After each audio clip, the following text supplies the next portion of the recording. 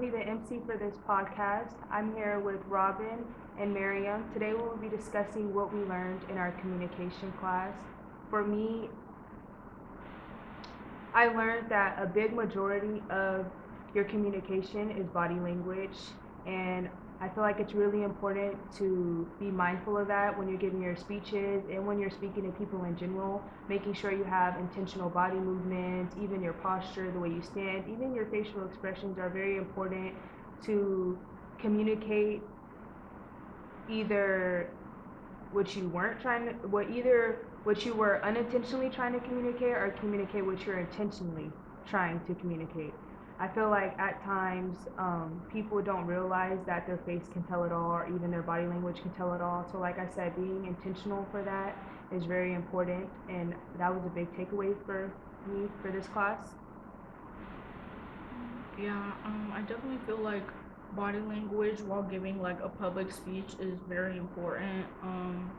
As we learned in this class, it's very important to like be connected with your audience, and an important like a way to do that is like to maintain eye contact with your audience, to like have your feet set in position for like most of your speech, and also like don't like be stagnant in a way. Like you can like turn, you can like look at multiple people, just like being confident and like comfortable in your body is an important part of giving a speech.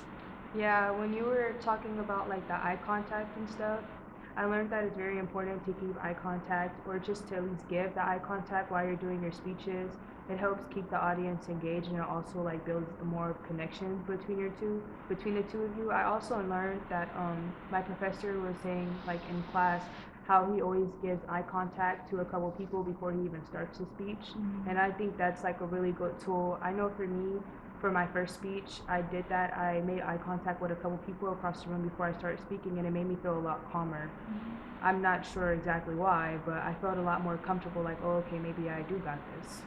Yeah, I feel like I have a rough experience with like maintaining eye contact with people. Like sometimes it feels like really awkward to me, but I feel like once I gave like my first all about me speech, like once I got like halfway through it, I felt very comfortable, and I was just like making eye contact with like most of the class, and in a way I didn't feel like that awkwardness anymore. So I feel like also it's important to like be like confident and comfortable from the start of your speech, just not until like you're halfway through. Yeah, and a big part of that is like the way you stand and making sure that you have like the right posture and the right stance before you even start your speech. That way you feel confident. I also learned that it's not good to like stand on one side, and that was a really big habit I had. Like I haven't stood on one side since this class, so I feel like there's a lot of little details that you can take away from just overall life.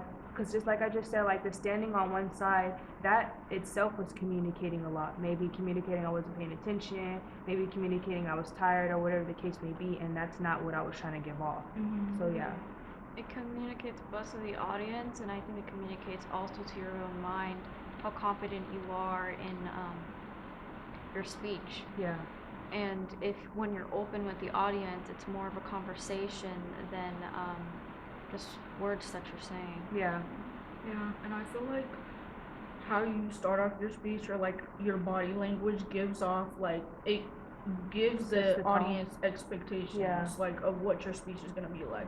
So like if you're like really like standoffish and you're not very comfortable in like your posture, the audience is gonna think, oh, like she's like a shy speaker, like she's not comfortable speaking to an audience. But like if you've shown your body language by like keeping your feet stagnant, maintaining eye contact and stuff like that, the audience is obviously gonna have like higher expectations for you and like expect that you actually know what you're doing. Yeah, I feel like that's really good for you, for a person to make sure. I feel like that's why it's really good for a person to make sure that when they start their speech, the first thing they say is what they planned on saying.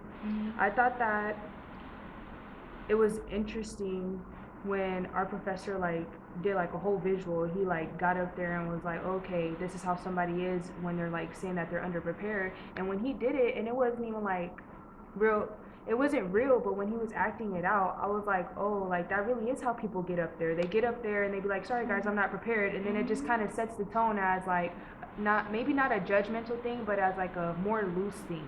You know, like, oh, I can giggle at you, or I don't have to expect as much. And it's not as like, it's not the tone that maybe the speaker wanted to set. And so I feel like always making sure that you have the right posture, making sure you open what you were planning on opening. You know, if you forget something, just to take a pause. I feel like those are really good like tools to use in order to keep your audience engaged and to keep your cool as well. Because I feel like once you start saying extra comments and start fidgeting unnecessarily, it kind of just adds to your anxiety. Yeah. And I feel like the extra comments and like going off topic really like loses the attention of your audience, because like if you previously stated like what you're talking about and then you start going on talking about all these other things, the audience is like, it's like it's confusing, Yeah. because they don't know like where you're trying to go To with focus this. on. Yeah. Right, yeah. Yeah, that really shows the importance of structure and effective communication. Like our outlines, they're not meant to be said directly off, but they're intended to keep you on point. So a certain portion of um, public speaking is improv, and the rest is structured. Yeah. I feel like that leads into our next segment of becoming your own speaker. I know for me, it's really important to remember that, you know, you're an individual and what you have, somebody can't take from you. So just kind of to more so lean into that than take away from that. I know, like we were discussing, to make sure you practice and to trust in yourself are two really good parts and keys into like becoming your own speaker and making those individual connections. Yeah, I definitely feel like it's more meaningful when you're giving a speech to actually showcase your personality and like how you are as a person, rather than giving a robotic speech and like sticking to the script basically. Yeah. I feel like when you're robotic, it's distrusting because it's more if you're giving information than a speech. You're not resonating it with the audience. Why should they know this information?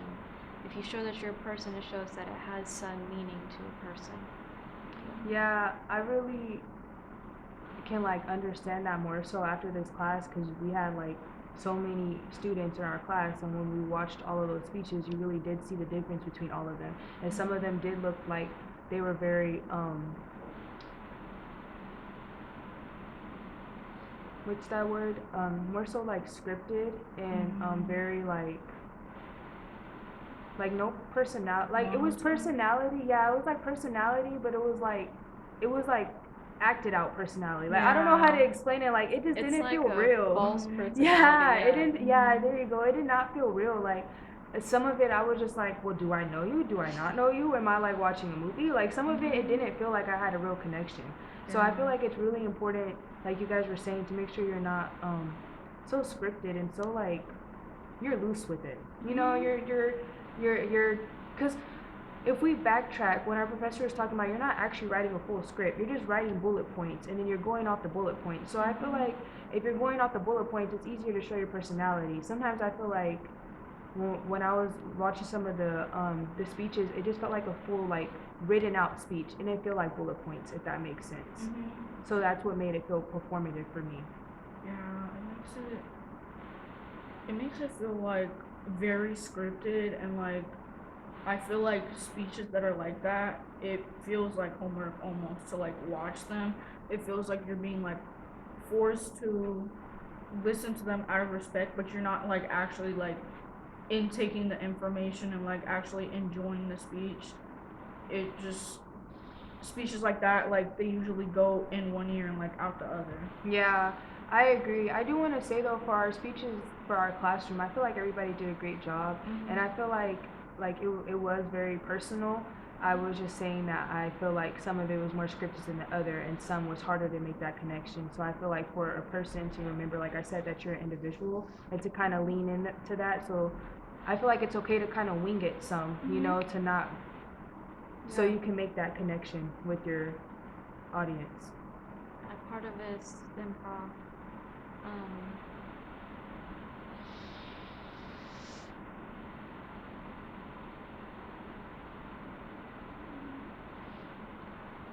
Yeah, I definitely feel like being comfortable enough to like showcase your personality sets the tone for your speech because it gives like the audience it makes the audience more comfortable with you and it gives them like a higher expectation than if you were just reading off a piece of paper. It also shows like passion and purpose in what you're speaking. Yeah. Yeah, I really feel like anybody in general that is going to be giving a speech, or even when you're just speaking to people in general, it's very important to have the words, if that makes sense. Like when our professor was talking about how majority of what you say to somebody doesn't actually connect with them, and it's just like a whole bunch of like messages going back and forth between the two, and then like things get lost in between hand. So I feel like making sure that you choose the right words. Obviously, it's not gonna always be the right word. Somebody's not gonna get it, you know. But for the majority, I feel like it's very important to have intentional wording and language when you give those speeches. That way, it's easier for a bigger portion of your audience to grasp more of what you're saying versus a little bit of what you're saying, if that makes sense. And I think it's a lot easier to know what wording you're gonna do when it's your own wording, Right. versus somebody that you're trying to mimic. Absolutely, yeah. Yeah, I definitely feel like knowing your stuff and like being passionate about it definitely shows in a speech rather than like reading off a script, because obviously like whatever the script says, that's not like you, that's not your writing, that's not like something that you like curated. So I feel like giving a speech, it has to be authentic to you to have the most potential. Yeah. This is a side note from our conversation, but I honestly feel like reading plays a big part in like how you're able to choose your wording. You know, like I really feel like if you're for obviously people in general should be reading, but not everybody wants to. But I honestly feel like if you're gonna do anything with speaking, anything with working with people, communicating with people, you should read. Because I know for me, a lot of my wording, like a lot of the words I use, a lot of the things I use, I've just like picked them up naturally from hearing people speak, from reading books and things like that. So I feel like when you read and when you like use your word of tongue, it's easier to make those, to use specific language and not use basic language that can be either too broad or too basic for somebody to really understand the deeper meaning. Yeah, I've definitely found out when I started reading that when you're reading somebody, even though it's their own writing, it absorbs into you because you're understanding or trying to make sense of their experience and the way they're saying it too. Yeah, exactly.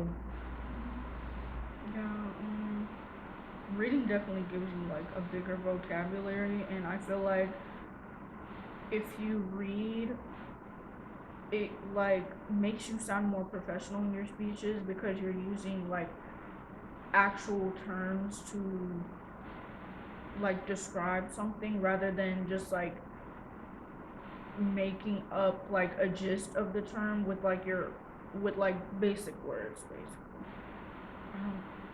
Yeah, being literate in general is really important for communication and for speaking. Very, very important. Because honestly, if you're illiterate, you can't read and you can't communicate well, and you can't process what somebody else is telling you. You can't know anything new. Exactly, exactly. So that leaves a lot of room for conflict, for confusion, for frustration, for inequality. That leaves a lot of room for a lot of mishaps to happen when somebody's illiterate. I feel like that leads into our next topic. Our third segment will be your voice is power. I know for me, speaking about subjects or things, maybe more so I'll be like, oh, I can't make a difference, or I wouldn't be able to like change anything. But I feel like it's really important to remember you are an individual, yes, but you contribute to a community. So making sure you use your voice effectively and have the knowledge before speaking out, have the confidence before speaking out will really like put what you're trying to push into the world into effect, change won't happen with a closed mouth. So I feel like it's really important to understand the impact that you have through your voice.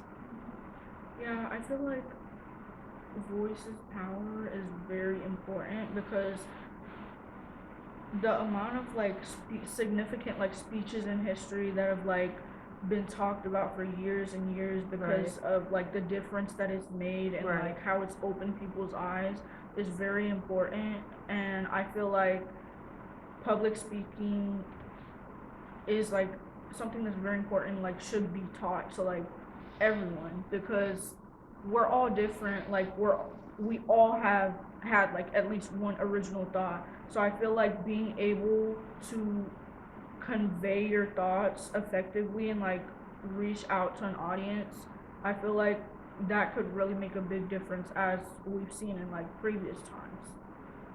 Yeah.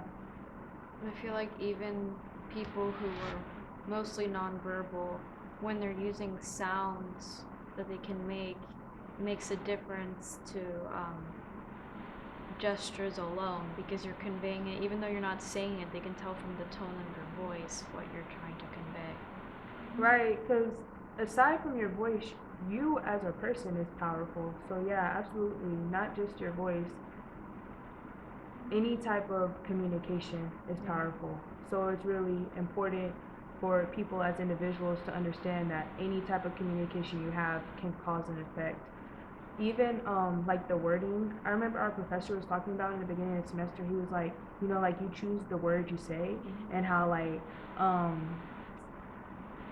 people take words differently. Like I remember he used the example like, oh, if a teacher were to cuss, some people were to laugh, and some people would be like, oh my gosh, she cussed. And it's like, well, why would you think, oh my gosh, she cussed because he's a person?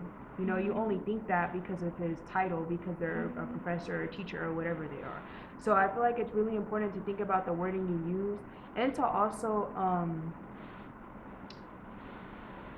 to let it have an effect on you, but not to let it have an effect on you. Because I honestly feel like a lot of times when people are coming from negative aspects with their wording, they really don't understand that what they're saying, if that makes sense. They just understand that, oh, it could be hurtful, or oh, maybe you'll feel some type of way if I say this, if I say that. What I'm trying to get at is it's really important to have your own perspective of what somebody's telling you. You know, you can take it as negative or you can take it as positive. Like, that's up to you.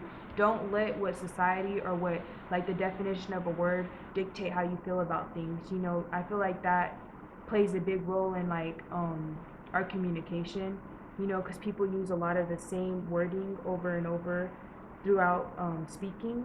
And a lot of times it's positive wording or negative wording. And I'm trying to think of an example, but like you could be like, oh, I hate walking. And then somebody would be like, oh my goodness, she does not want to walk. She doesn't want to do this. Whole time she's just tired. Like, you know what I'm trying to say? So it's like your wording and how you describe things really does take an effect. So I feel like making sure you convey the right words, or you think about how you're trying to communicate what you're trying to say before you like put it out there, if that makes sense. I agree with that. Voice is power when you have some emotional intelligence of other people, especially of knowing, oh, if I said this a certain way, it might convey something. Right. And I feel like the best speakers, both nonverbal and verbal, understand how to communicate to other people without trying, and understand how to read other people without verbal. Like if you could be talking to someone in a different language, you probably don't understand what they're saying, but you can tell from the tone of their voice, the way that they're conveying their communication. I think body is voicing too. Absolutely. You could tell what they're trying to say without trying to say. And I remember reading on this guy who's an immigrant and he didn't speak English, but he spent so many years understanding other people's body language that he ended up being a secret agent because he can understand it and detect when people lie. So I think it's really important for people to be more mindful of what they're doing because it can easily give away how they're feeling. Yeah, absolutely. Go Robin. Hold on. hold on, because I did not know about that guy. Hold on. Yeah. That's hella interesting. Yeah.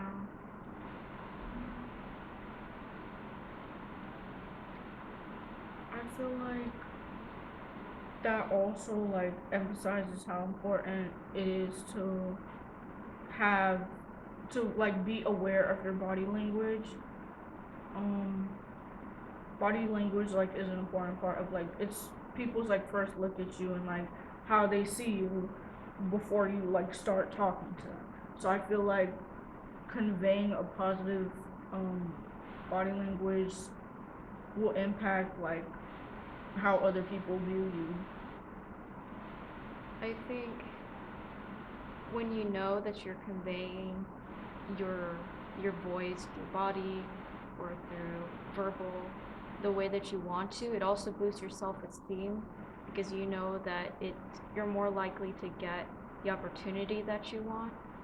And so I think it decreases social anxiety for that reason because you're not afraid of what other people may think, like you're saying. Um, you're more in tune to yourself. Yeah, I feel like that goes back then from like an early age, being like modeled about body language. Because like when you were saying that, I literally thought of like when I'm with my children, and sometimes like a kid will be doing something to another kid and they don't like it, but the child doesn't say anything, but their body language is telling you that they don't like it. And so I'll be like, oh, look at them, like I think that they don't like it. So what I'm saying is being mindful of body language and communication signals through your body from an early age, I feel like that is very impactful and beneficial for when you get older. You're able to dictate how people feel and even like how to, approach situations at times. Because I know for me, like if I see my mom, she looks like, I could tell she has a face like she's just super irritated and done. Her arms are swaying back and forth like she's over it. So instead of me being like, saying something like asking her a question or something that I know she doesn't want to hear, I'll just be like, oh, I hope you're okay, mom. Do you need help with something? Because a lot of times when I speak to my mom, I'll just start rambling to her. But I would notice at times, like I said, she'd have certain faces or something, and I would start taking heed of that. And so I would start changing my responses that I would initially had, is what I'm trying to say. So I think it's very important to understand body language and understand, what certain movements and gestures and stances mean. That way you as a person can like perceive that and be like, okay, now how do I want to approach that with knowing that information? Yeah, that really ties public communication to emotional intelligence. Right. When you have an understanding of your own body, you have a natural understanding of other people's body because you're noticing the responses that they have when you're doing certain body language. So when they're doing that body language, you're like, oh, if I, like what you're saying, you speak to your mother a certain way when she's conveying a certain emotion. Because otherwise, if it was in a way that you naturally feel like doing, it could just add fuel to the fire. Right. Yeah, exactly. Yeah. That honestly, the whole conversation just ties into like emotional intelligence, like you were saying, and like honestly just treating people how you want to be treated. Like no joke. Like if you just really just take the time out to consider people how you would want to be considered, I feel like that would improve a lot of communication, because I feel like a lot of the communication gaps come from people wanting to be right, or people being so strong in their opinion that they don't want to take in other people's perspectives or what other people are saying, or like what our professor was saying, how like when people communicate through like wires, like a lot of things get lost and like misunderstood and stuff. So yeah.